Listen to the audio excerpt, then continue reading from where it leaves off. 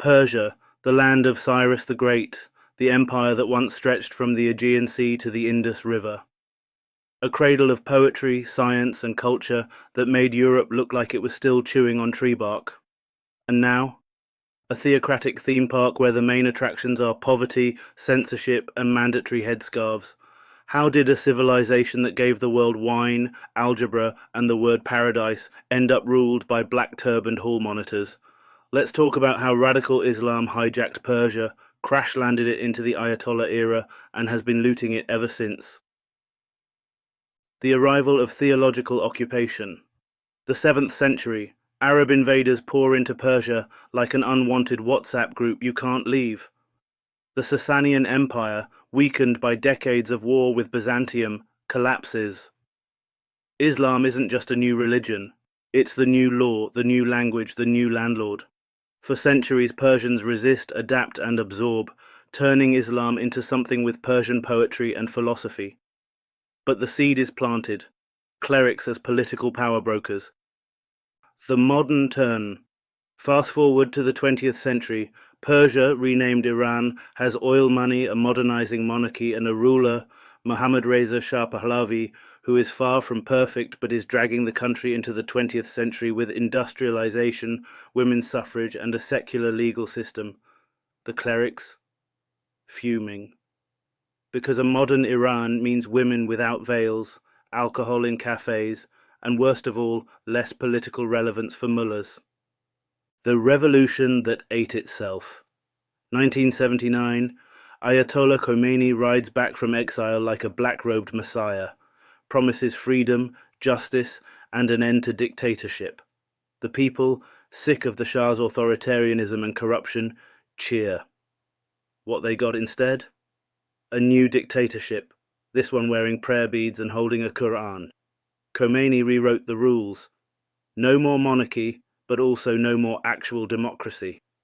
Supreme leader above everyone, including the president.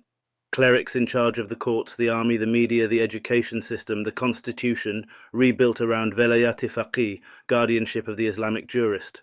Translation: one old man with a turban gets to veto your entire life. The iron grip. Iran goes from mixed economy modernizer to Islamic theocracy in months. Women, once on magazine covers without veils, are forced into hijabs under threat of lashes. Nightclubs close, morality police patrol, dissent becomes a prison sentence. The regime exports its ideology like a malware update. Hezbollah in Lebanon, Shia militias in Iraq, and influence campaigns from Yemen to Syria. Persia's vast history gets rewritten in classrooms to start in 622 AD, erasing millennia of pre-Islamic pride. The culture war. The real tragedy? Persia's cultural DNA is too big to erase, so the regime smothers it. Ancient Nowruz celebrations are tolerated, but stripped of their grandeur. Zoroastrian temples survive only as tourist backdrops. Poets like Hafez and Rumi are quoted selectively, edited for piety. Instead of innovation, Iran gets brain drain. The brightest minds flee to Toronto, Los Angeles, London. Inside, the talent is muzzled or funneled into state propaganda. The resistance. But Persians have long memories. The regime can censor, arrest, and execute, but it can't stop whispers about Cyrus, Persepolis, and a time when Persia wasn't defined by mullahs. Every protest, from the 1999 student uprising to the 2009 Green Movement to the 2022 Women Life Freedom Revolution, carries that undercurrent. This isn't just about better governance, it's about ending 1,400 years of clerical chokehold. Young Iranians are shedding the symbols of theocracy, burning hijabs, knocking turbans off clerics' heads, boycotting mosques. When 50,000 mosques close for lack of attendance, that's not apathy, that's cultural rebellion. The cost of radical rule. 4 decades of radical Islam have left Iran with an economy strangled by sanctions and corruption, a generation raised under surveillance, a global reputation as a pariah state. And yet the regime still clings to power. Because religion in politics isn't faith, it's a control mechanism. In Iran, that mechanism is fine-tuned to punish dissent and reward obedience. The future. Here's the question. When the theocracy falls, and it will Persia remember who she was? A land of engineers, astronomers, and philosophers? Or will the regime's decades-long cultural lobotomy leave scars too deep to heal? The signs of awakening are there.